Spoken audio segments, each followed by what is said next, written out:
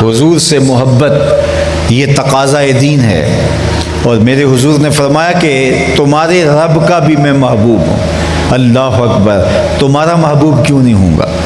اپنا معیار زمانے سے جدا رکھتے ہیں، ہم تو محبوب بھی محبوب خدا رکھتے ہیں۔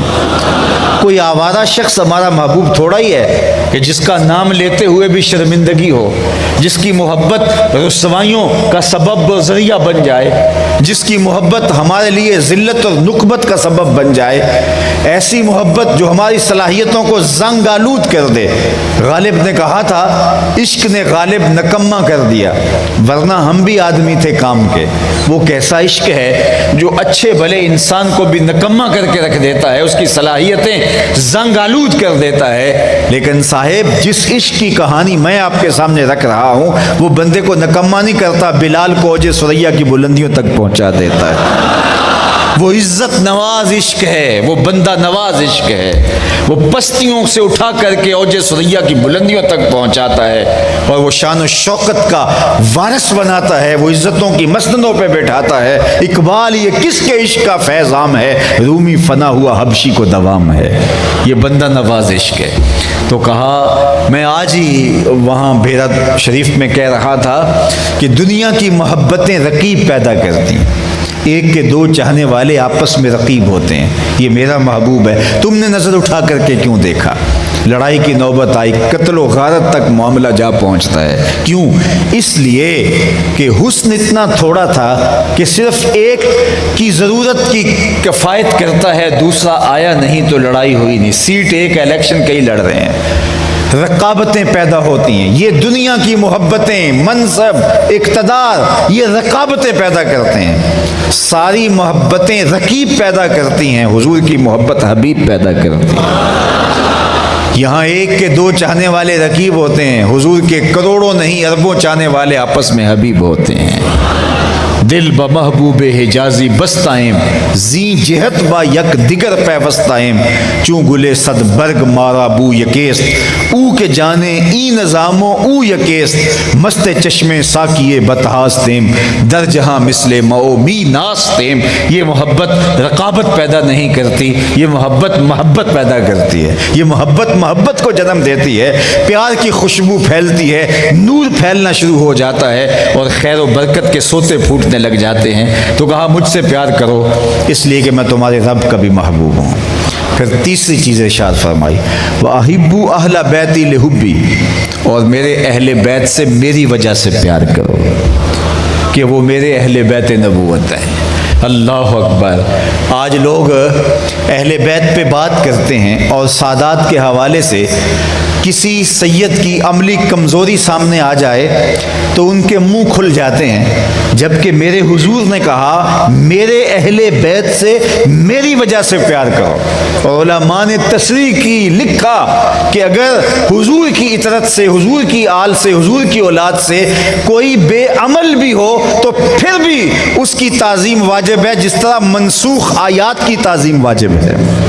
منسوخ آیات کی طرح اس کی تلاوت بھی باقی ہوتی ہے، اور منسوخ آیات کو پڑھنے سے ثواب بھی ملتا ہے۔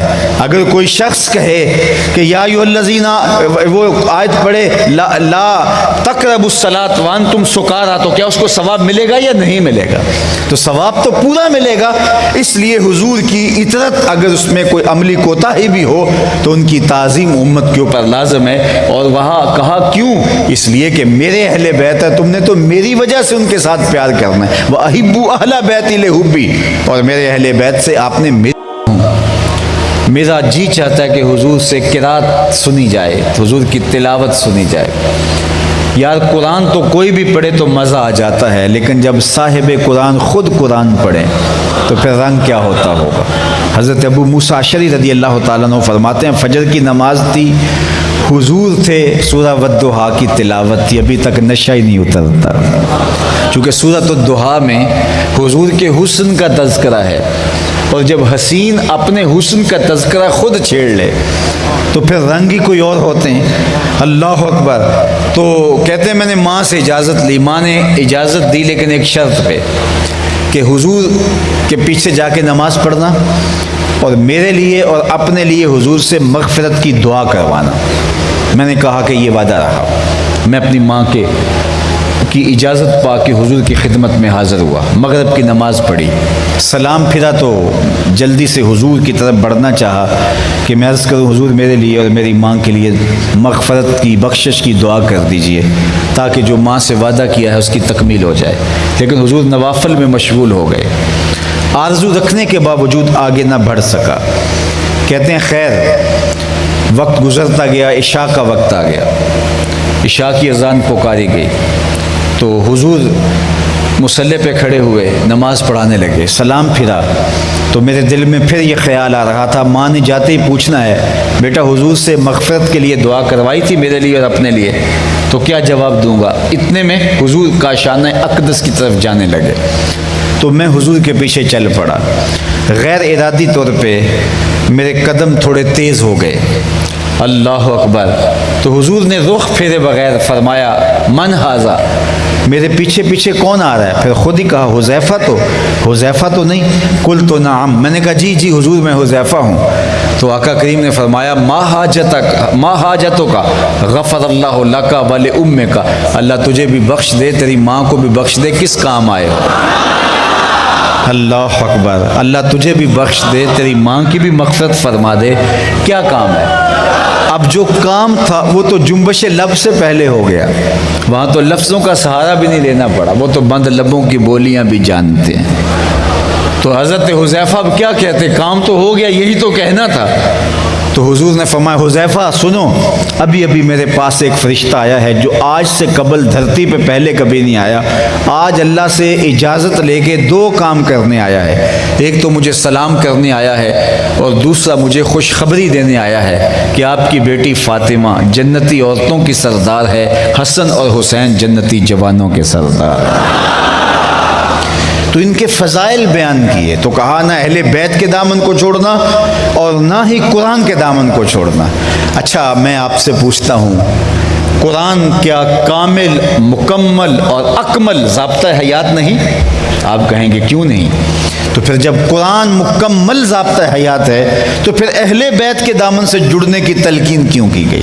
جب قرآن کافی ہے, ہماری ضرورتوں کا کفیل ہے, ہمارے دردوں کا درماں ہے اور دکھوں کا مداوا ہے, تو پھر اہل بیت کے ساتھ جڑنے کی تلقین کیوں فرمائی گئی؟